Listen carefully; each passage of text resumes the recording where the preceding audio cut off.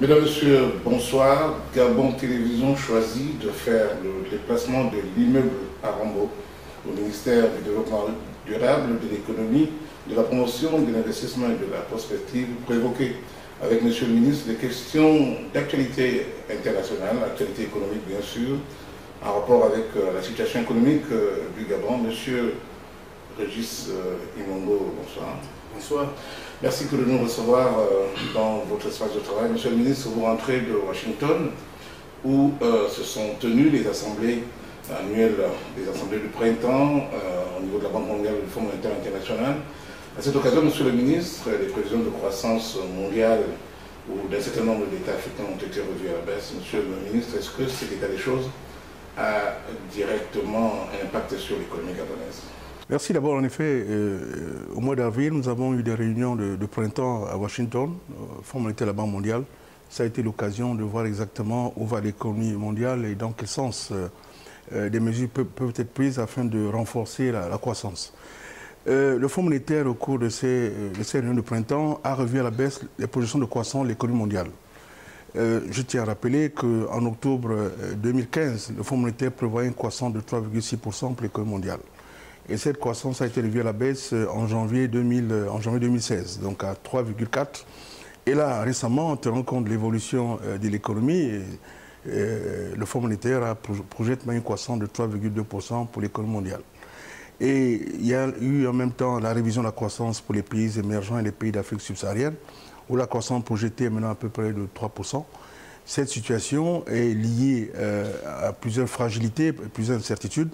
D'abord, on constate qu'au niveau des pays avancés, il n'y a pas une forte croissance. C'est vrai qu'il y a un retour en croissance au niveau de l'Europe, mais la croissance n'est pas suffisamment forte. Et la Chine, avec son rééquilibrage de son économie, le Brésil qui connaît des problèmes, l'Afrique du Sud aussi, tout cela fait que les pays émergents connaissent en fait une croissance plus molle.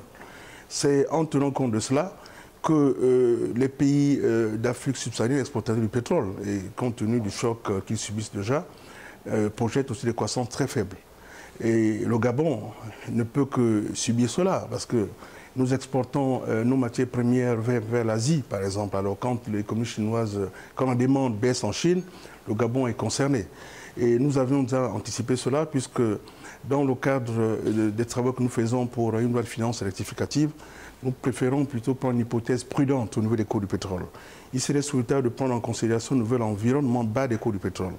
Et nous travaillons sur une hypothèse qui serait en deçà de l'hypothèse initiale, parce que dans la loi de finances initiale, nous avons une hypothèse de 42 $. Et sur la base de cette hypothèse, nous projetons une croissance de 4,2%.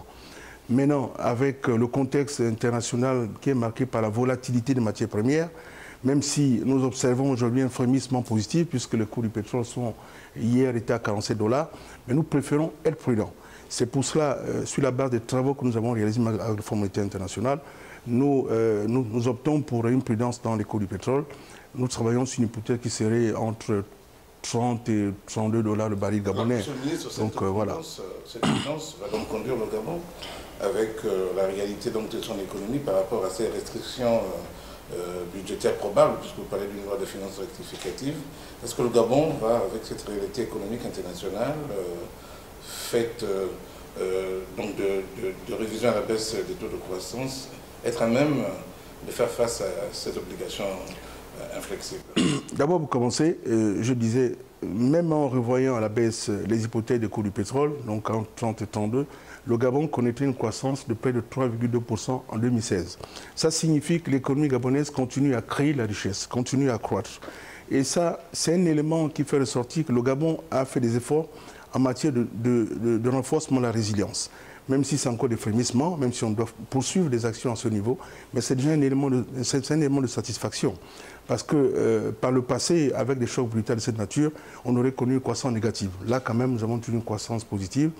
Et il faudrait maintenant tenir compte de ce contexte qui est difficile, parce que le contexte est difficile, c'est un contexte mondial.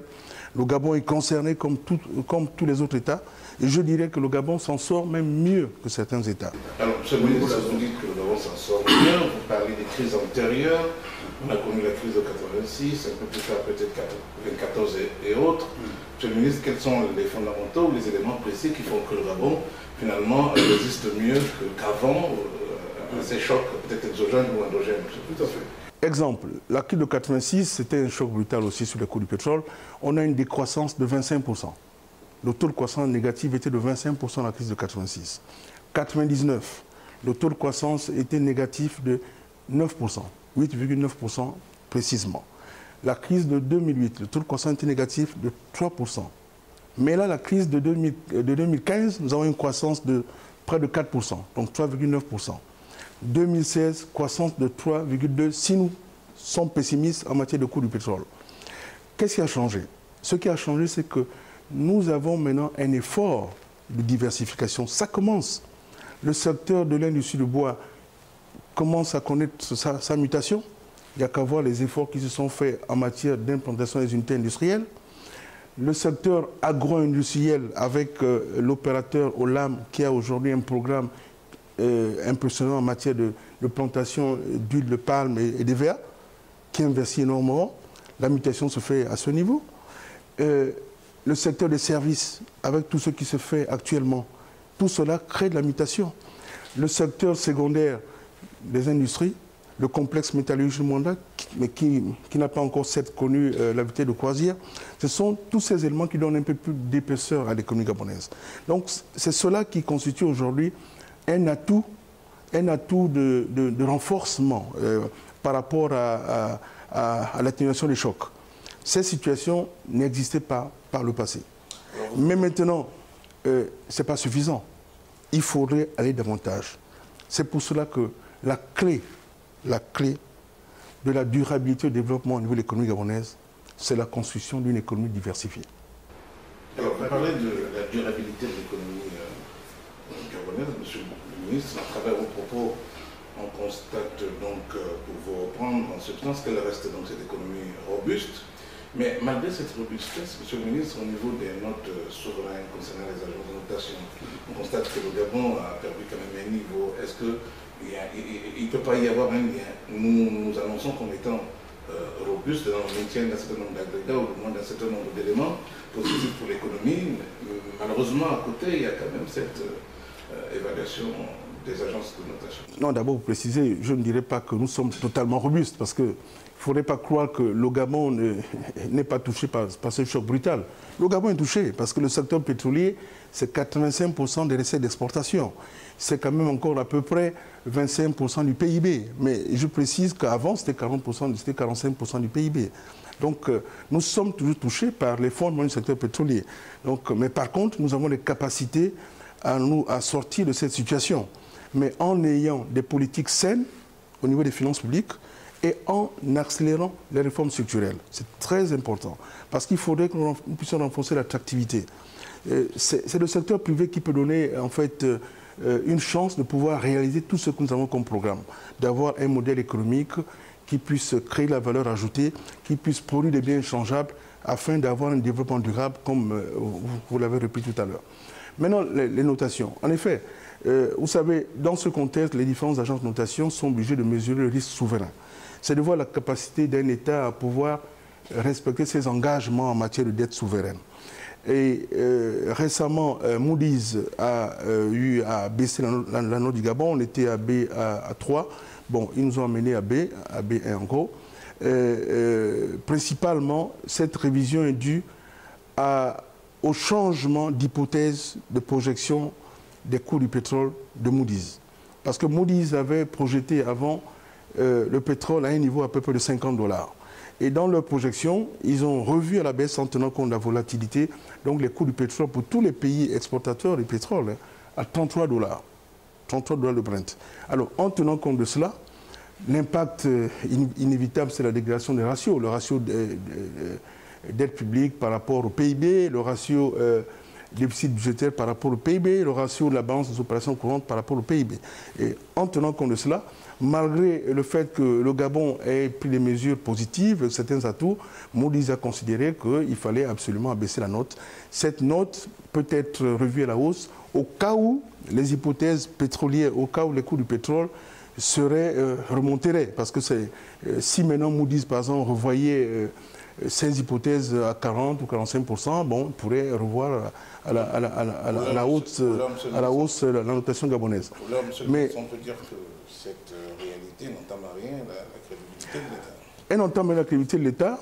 Ce sont parce que tout ce que Moody's dit, c'est ce que le gouvernement a constaté lui-même, et même le Fonds monétaire. Il est clair que la situation est difficile aujourd'hui. Il faut prendre des mesures pour donner plus d'épaisseur à l'économie. Il faut renforcer le secteur au pétrole afin d'être à l'abri de la volatilité des coûts du pétrole.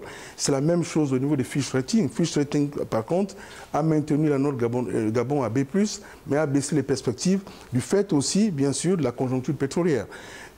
Le message, ce qu'il faut tirer de ces différents agents de notation, c'est que la clé en ce qui concerne l'économie gabonaise, c'est de la diversifier. Donc il faudrait mettre en œuvre le programme du chef de l'État qui consiste à donner plus d'épaisseur au niveau du volet infrastructurel afin de créer des conditions favorables pour une économie dynamique qui crée plus de valeur ajoutée. Alors, M. le ministre, vous l'avez dit presque en substance, mais n'empêche qu'on peut toujours y revenir. Nous sommes à 4 mois de la fin du mandat du président de la République. C'est peut-être l'heure du bilan, surtout l'occasion de se projeter sur l'avenir. Dans tout ce que vous avez dit, si vous arrivez d'avoir des éléments de projection de façon concise en termes de priorité pour densifier davantage la croissance et la rendre plus inclusive, puisque c'est un peu le débat dans notre pays, qu'est-ce que vous diriez, M. le ministre, de façon succincte pour ramasser tout ce que vous avez dit en termes de projection? Quelles sont les voies prioritaires présentement qui peuvent nous amener à davantage densifier la croissance, même si vous l'avez dit, plus ou moins en substance? Première chose, c'est qu'il faut maintenir le train des réformes. Les réformes, c'est renforcer l'attractivité du Gabon. Aujourd'hui, le Gabon peut être la meilleure porte d'entrée des investisseurs, en tenant compte de ce que nous avons comme avantage comparatif. Donc il faudrait que nous puissions faire des efforts par rapport au climat des affaires. C'est très important. Je dis toujours que l'administration devrait être des managers publics pour attirer davantage donc, les hommes d'affaires, les opérateurs. Parce que c'est en ayant un secteur privé dynamique que nous pouvons nous pouvons atteindre ce que nous recherchons tous, un Gabon émergent en l'horizon 2025. Ça, c'est donc un élément indispensable. Les réformes structurelles, les réformes structurelles, les réformes structurelles. Deuxième point, c'est de poursuivre ce qui se fait aujourd'hui dans le sens de renforcer nos capacités infrastructurelles. Le déficit infrastructurel fait perdre des points de croissance, des points de PIB. Donc aujourd'hui, en ayant une énergie disponible sur l'ensemble du territoire, ça permet de pouvoir avoir des usines qui s'installent. Si le port fonctionne, ça renforce la compétitivité de l'économie gabonaise. Si le chemin de fer fonctionne, ça permet d'évacuer de façon rapide la production, les différentes pollutions à la fois au niveau du bois, au niveau du manganèse, ainsi de suite. Point 3, la formation. Parce que sans un capital humain bien formé, nous ne pouvons pas atteindre ce que nous recherchons. Et aujourd'hui, on constate dans certains secteurs que nous voulons booster, le Gabon est confronté à un problème d'expertise en matière de main-d'œuvre. Donc la formation, le capital humain, c'est un élément essentiel. Voilà pourquoi le focus qui est fait aujourd'hui avec l'appui des institutions multilatérales, l'AFD, la Banque mondiale, la BAD, dans le cadre de l'employabilité de la jeunesse, ce sont des éléments très essentiels.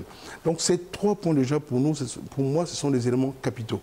En sachant que le point 4, c'est de poursuivre avec des politiques sectorielles dans le domaine des mines, dans le domaine de l'industrie du bois, dans le domaine de la pêche, dans le domaine de la transformation, donc dans le domaine de l'agro-industrie et dans le domaine du tourisme, qui est un secteur porteur pour l'économie gabonaise.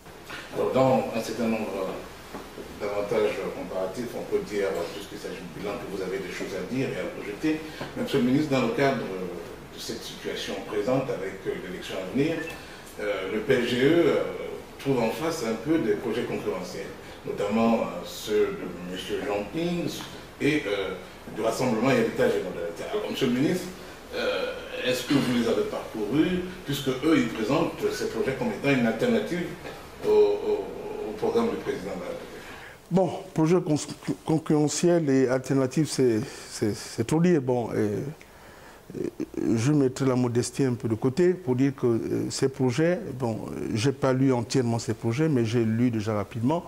Je constate au niveau du programme de l'un des candidats, c'est une shopping list des intentions.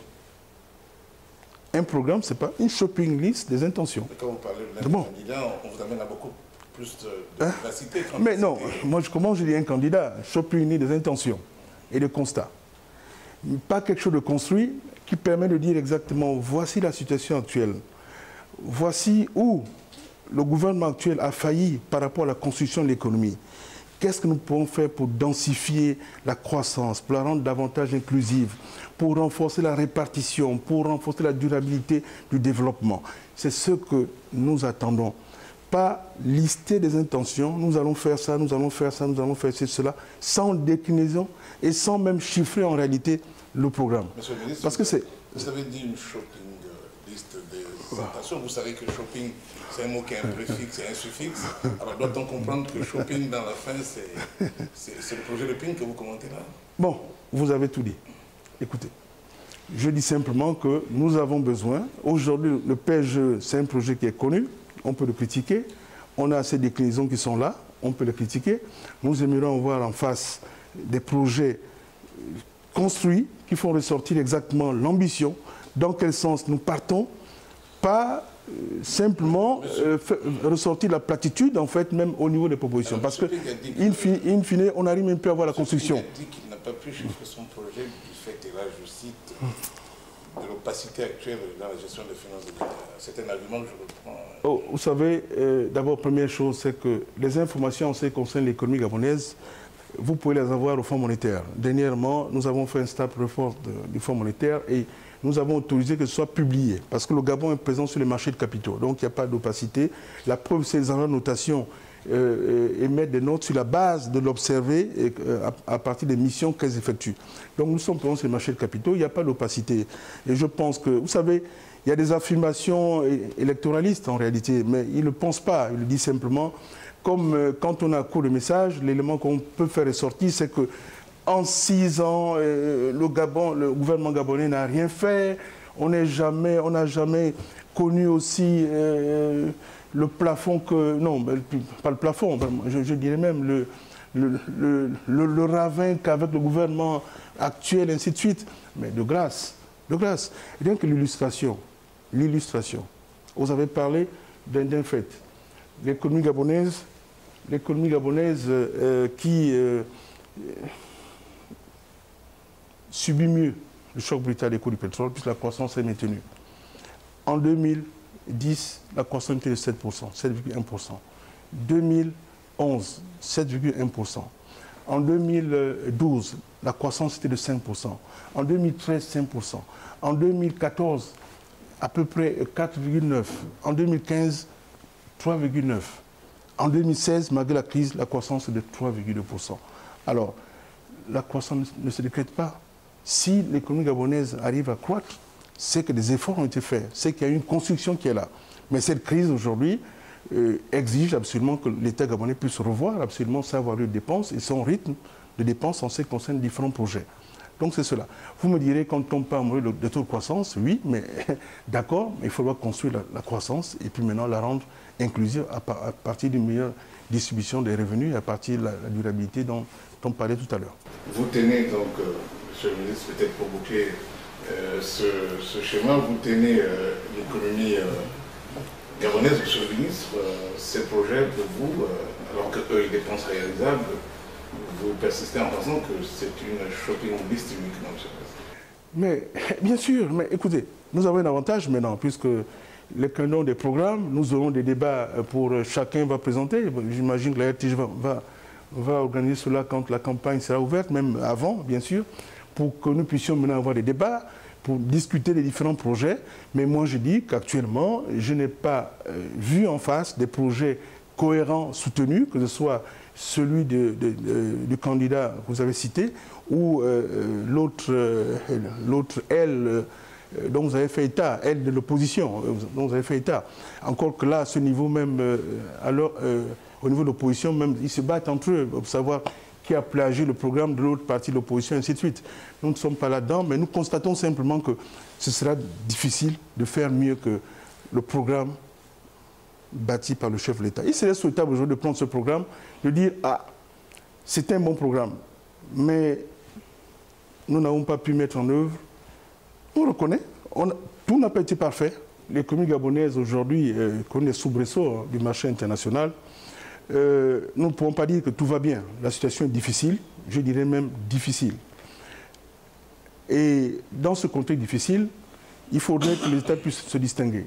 Ce contexte difficile constitue pour nous une opportunité de pouvoir accélérer les réformes structurelles afin que le Gabon puisse se distinguer dans le cadre de ce qu'il fait, pour que la résilience puisse être au rendez-vous et pour que l'après-crise puisse être finalement encore un levier considérable si le Gabon, durant cette période de crise, n'aurait pas cassé sa dynamique économique. Parce que la crise s'arrêterait un moment.